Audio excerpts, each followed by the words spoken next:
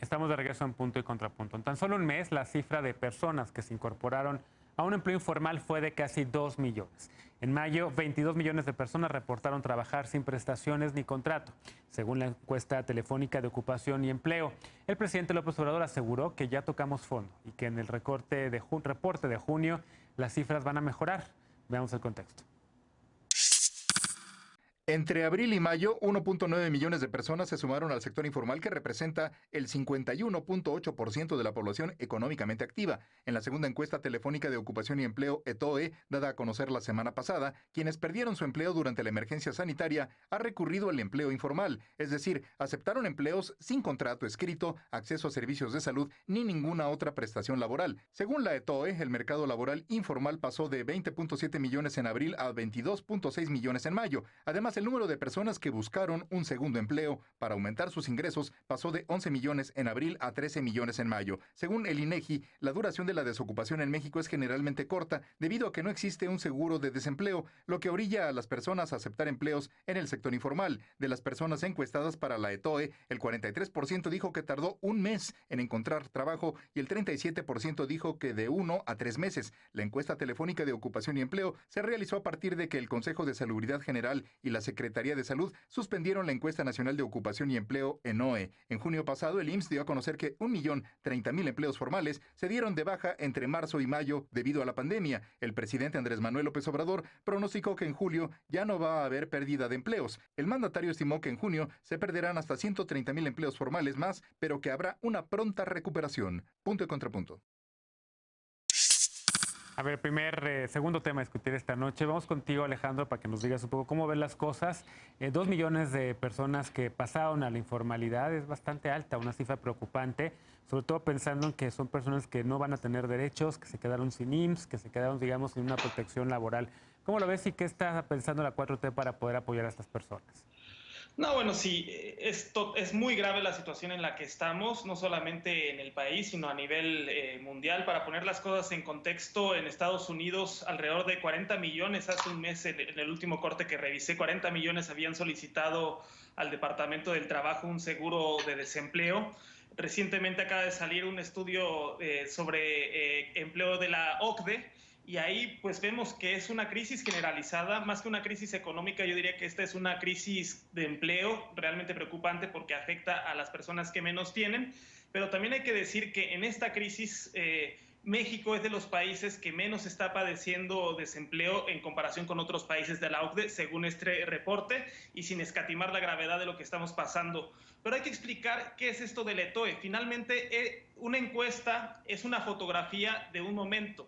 Y esto es resultado de una estrategia de confinamiento en la cual se priorizó la vida y la salud de las personas. El confinamiento y el cierre de la actividad económica lograron reducir en un 60% la movilidad en el espacio público, y esto redujo el ritmo de la propagación de la epidemia. Pero evidentemente la consecuencia del cierre económico es ahora las afectaciones en el empleo. Entonces, ¿cuál es la estrategia? Pues primero se plantea, como el gobierno de México está planteando, generar 2 millones de nuevos empleos, principalmente estimulando la reactivación económica a través de una mayor inversión pública, con megaproyectos de infraestructura que incluyen aeropuertos, refinerías, vías ferroviarias, programas de mejoramiento urbano en zonas de alta marginación, y así como créditos en la vivienda, porque lo que se ha visto es que el sector construcción tiene un efecto multiplicador que puede estimular y activar a otros sectores. Pero también, y yo creo que en esto acierta el gobierno, en no pensar en una política de rescate de arriba hacia abajo, sino de abajo hacia arriba, privilegiando sobre todo la atención a las micros y pequeñas empresas, que son las grandes generadoras de empleo de este país. Y por eso están entregando 2 millones de créditos solidarios a la palabra, para que estas empresas, que son las que más dificultades van a estar sorteando, pues puedan salir adelante. La idea también de reactivar de abajo hacia arriba y no de arriba hacia abajo como habitualmente sucedía, también no solamente es una cuestión de justicia y de priorizar la atención a los que menos tienen, sino también de reactivar el consumo de los sectores populares, lo cual también puede ayudar a dinamizar la economía.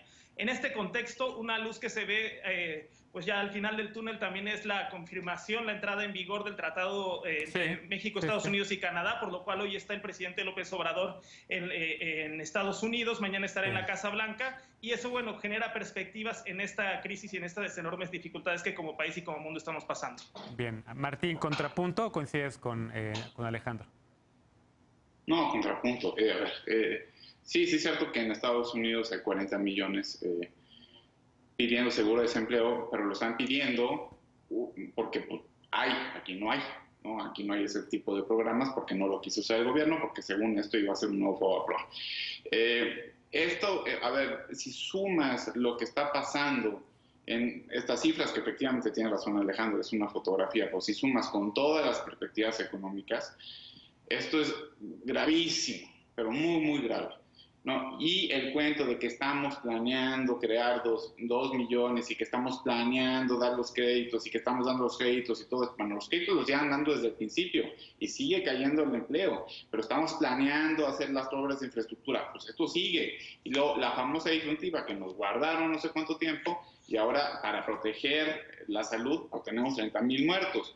O sea, hay una serie de contradicciones y esto sí, porque no hizo nada el gobierno. Lo único que va a poder presumir el gobierno, y esas sí se las doy, es que cuando acabe todo esto, pues a lo mejor tenemos finanzas sanas mejor que Chile, pero vamos a tener mucho más desempleos, mucho más gente en la pobreza, mucho más gente en pobreza extrema, y no lo digo yo, lo han dicho todos los análisis, de esas no nos salvamos. No implementamos ningún tipo de medida contracíclica que el presidente piensa que es neoliberal y es lo contrario. Está bien, vamos a asumir los costos, pero es un costo social enorme. La semana pasada, el Financiero, cuando sacas la encuesta, que tanto presumen ustedes, ¿no? Del presidente López Obrador, del 55% de respaldo, vean la letra chiquita de abajo y vean cómo está reprobando la gente el manejo económico. Está en el 65% de reprobado, de que no están de acuerdo y que están peor. Es la popularidad del presidente, digamos que está disasociada de los rubros distintos del actual gobierno, ¿no? Igual también la del país, por cierto,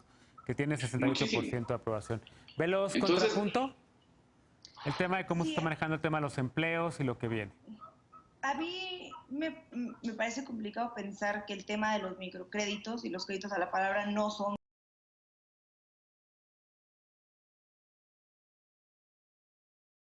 además la clave de estos es que son accesibles para las personas que quieran o que necesiten tener este tipo de créditos. Diferencia con Estados Unidos, para acceder al tema del seguro de desempleo, tienes que haber sido trabajador formal.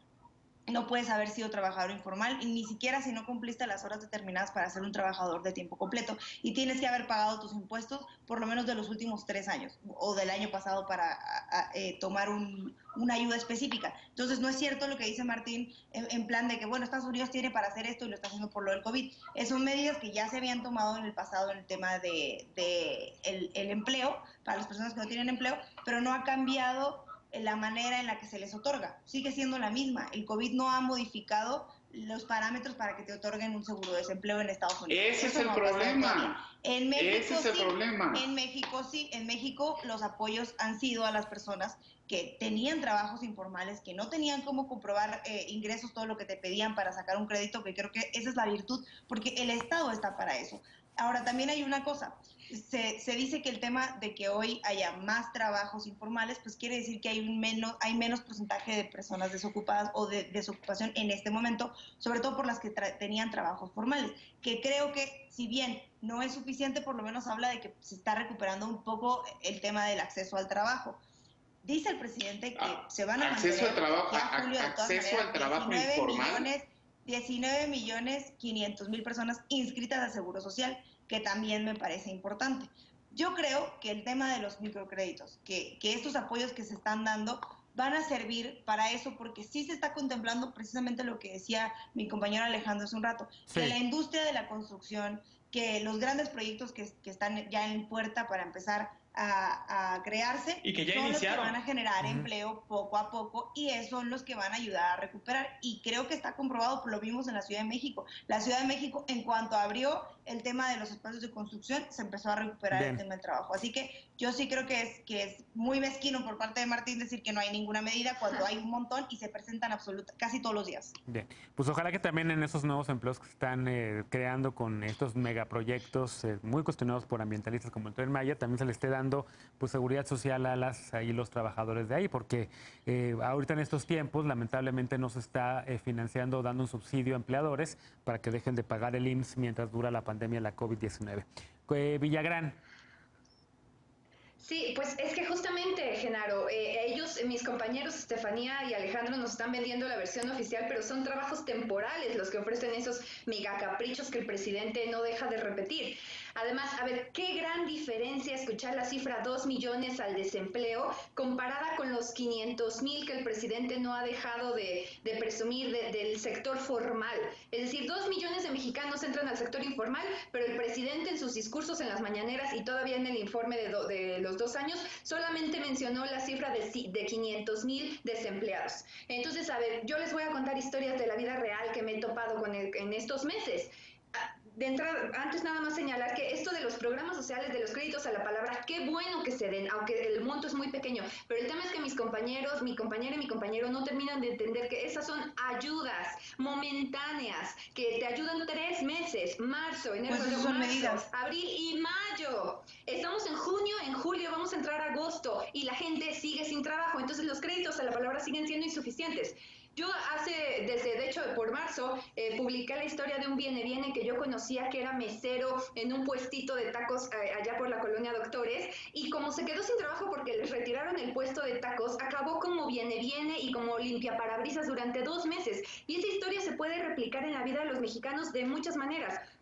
El papá de un amigo le bajó el sueldo a sus empleados para no tener que despedirlos en 35%. Conozco otra mujer que es dueña de una empresa de la Merced que tuvo que despedir por lo menos a 60 personas porque ya no tenía dinero. Tengo una amiga que de ser asesora en el Congreso de la Unión ahora se está dedicando a vender suplementos alimenticios y va a poner un puesto de comida para poder sobrevivir. Esa es la realidad de la gente. Muchos ambulantes, muchas personas que ahorita se quedaron sin empleo durante la pandemia, sacaron su puestito de cosas contra el COVID y ahora se unen al sector de los ambulantes. Entonces, de que la política laboral en el país no va bien y no tenemos una persona que esté realmente ofreciendo soluciones más allá de los programas sociales, no la hay. La OCDE sacó justamente un estudio donde dice que México está entre los países con mayores caídas de horas trabajadas. Dice que tenemos que ponerle atención al tema de la protección reglamentaria contra los despidos y las restricciones para contratación de trabajos temporales, que tenemos que encargarnos de dar una solución para las licencias por enfermedad remunerada, ahora que vamos a entrar a la nueva normalidad. Tenemos que los trabajos ofrezcan, por favor, capacitaciones en línea, que no los obliguen ahí si están ofreciendo nuevos empleos. Y el tema es que el gobierno tendría que estar ofreciendo, de acuerdo a la OCDE, subsidios en la contratación. Y es algo que no tenemos en México. Tengo la mano levantada de Martín y también de Alejandro. Martín, por favor. A ver, nada más una cosa. Nunca en mi vida había escuchado a alguien de izquierda celebrar o ensalzar el acceso al trabajo informal. No lo estaba todas las luchas de izquierda vienen por movimientos de la clase obrera, precisamente para que tengan derechos. Entonces, el que esté... A ver, yo te dejé hablar, Estefanía, por favor, déjame hablar. Entonces... O sea, lo que hemos siempre combatido, los que pensamos, ¿no?, en socialdemocracia o en izquierda o lo que sea, es derechos a los trabajadores. El acceso que dice esta nueva categoría de Estefanía, no quiero ironizar, eso sí no existe. Pues lo que decía Ana, me quedé sin chamba, de repente voy a quesadillas, bueno, eso cuenta como trabajo. No, estoy a punto de entrar a la pobreza. Qué bueno que tengo medios para poder hacer las quesadillas, voy a comercializarlas. Pero de ahí a que eso sea un trabajo digno y que tenga yo una red de protección está muy lejos. Eso ya es una maroma de otro nivel. Bien. No, a ver, deja nada más primero Alejandro, después. ¿Por qué estás en un partido que aprobó la reforma laboral? Porque yo no te recuerdo haber dicho nada cuando se votó la reforma laboral con el outsourcing que impuso Peña Nieto. Bueno, a ver, tengo la mano de Alejandro Encinas también levantada. Alejandro. Nada más replicarle a Martín que el PRI heredó un país con 56% de informalidad y que sería un acto de absoluta injusticia y discriminación no atender al sector informal en donde muchas personas reciben sus ingresos económicos. A Ana, preguntarle que nos cuente quién fue la diputada o el diputado que corrió a su amiga como asesora del Congreso de la Unión cuando no hubo ni siquiera recortes. Eso es totalmente inhumano en este momento. Cuéntanos quién fue la diputada. Y nada más decir esto, pensemos qué hubiera pasado si el PRI o el PAN ahorita estuvieran gobernando. Rescate a las grandes empresas, endeudar por generaciones al país, corrupción, robo, saqueo. Lo que hay que decir es que este año la inversión destinada a los programas de bienestar va a alcanzar los 650,000 millones de pesos, monto que jamás se había destinado a los sectores más desprotegidos de México. Y ya sea a través de créditos, a través del empleo que van a generar los proyectos de infraestructura o de esta política social, se están cubriendo a 25 millones de hogares mexicanos, equivalentes al 70%. Temporalmente, por 3 meses. Bien. A ver, primero déjame nada más escuchar a Veloz. No sé si quería replicarle todavía algo a Martín y después Villagrán. Pues ya me replicó, me imagino que me dijo algo del PRI, ¿no? Lo que estaba diciendo no tiene mucha ciencia. Me parece muy absurdo que Martín hoy no quiera ver que existe una realidad de 60% de personas que trabajan en la informalidad mucho antes de este tema, cuando está en un partido, apoyando un partido y la reforma del partido que nos dejó con este país que tenemos, justo como decía Alejandro hace un rato, gracias a la reforma laboral a la que sí se opuso la izquierda. Muy bien. Mira, nada más una cosa rápida. El día, porque se me fue ahorita la línea, voy a celebrar el día que Estefanía me replique sin algo del PRI. O sea, ese día va a estar, lo voy a marcar aquí en mi calendario, va a estar padrísimo. La gente de izquierda. Nada más de eso. No, el día que replique sin algo del PRI o de Peña o del pasado, ese día lo voy a poner así, lo voy a enmarcar y se va a tomar. Si te gustaba la reforma laboral, está bien. Bueno, y por último, Villagrán. Sí, a ver, que se salgan del discurso oficial, que se salgan del guión que les dieron y que entiendan que los programas sociales no son empleos, que los programas sociales son acciones temporales de ayuda a la gente y que muchos que tenemos contacto con la ciudadanía cotidiana le entendemos su importancia, pero eso de ahí, los programas sociales les cubren 3 meses o estos programas, todo lo que ha estado ofreciendo tanto Sheinbaum como López Obrador, 3 meses. ¿Qué va a pasar cuando lleguemos a agosto, septiembre, octubre, noviembre y la gente siga sin trabajo? El gobierno no está ofreciendo soluciones reales para esta situación y entonces vamos a tener más ambulantes, más bienes, más gente en la calle, más desempleados y los mexicanos, la verdad, o sea, a ellos no les importa estos pleitos entre PRI, Morena, gente de izquierda. Ellos lo único que quieren saber es cuando los hijos regresen a la escuela, con qué van a pagar sus colegiaturas, porque hoy no tenemos esto y el gobierno sigue necio a no estar dando subsidios en contratación, como dice la OCDE, como yo señalé, a estar financiando empresas, simplemente están exigiendo sin dar. Bien. ¿Quién fue el diputado o la diputada? Nada más cuéntanos quién fue. Ella fue asesora en la legislatura pasada, terminó y ahorita está desempleada. Pero bueno, Ali, te voy a perdón por pensar mal, perdón. A ver si le quieres dar chamba, te mando su. Pero bueno, la legislatura pasada acabó antes. Acabó en 2018. Estaba hablando de un ejemplo de personas desempleadas. Hablé de un viene, hablé de un empresario, hablé de una mujer que trabaja en la central de abastos y ahora de una asesora que ahora vende comida. Bueno, la situación la verdad está muy complicada y evidentemente creo que sí faltan mucho más apoyo, sobre todo para pequeños y medianos empresarios, subsidios en efecto para el IMSS, para que no tengan ahorita que pagar precisamente esas cuotas, que de verdad en muchas ocasiones muchos empleadores hacen un esfuerzo sobrehumano para poder pagarlo porque es la ley y porque así tiene que ser, pero hay otros que no lo hacen y hay otros que simplemente contratan y hacen incluso outsourcing, que supuestamente ya se había prohibido, pero bueno, por ahí sigue todavía. Hacemos una pausa. Al regresar, el expresidente de Bolivia, Evo Morales, es acusado de terrorismo y de alentar la desestabilización en Bolivia. ¿Hay algo detrás de estas acusaciones? Regresamos con este tema punto y contrapunto. No te vayas.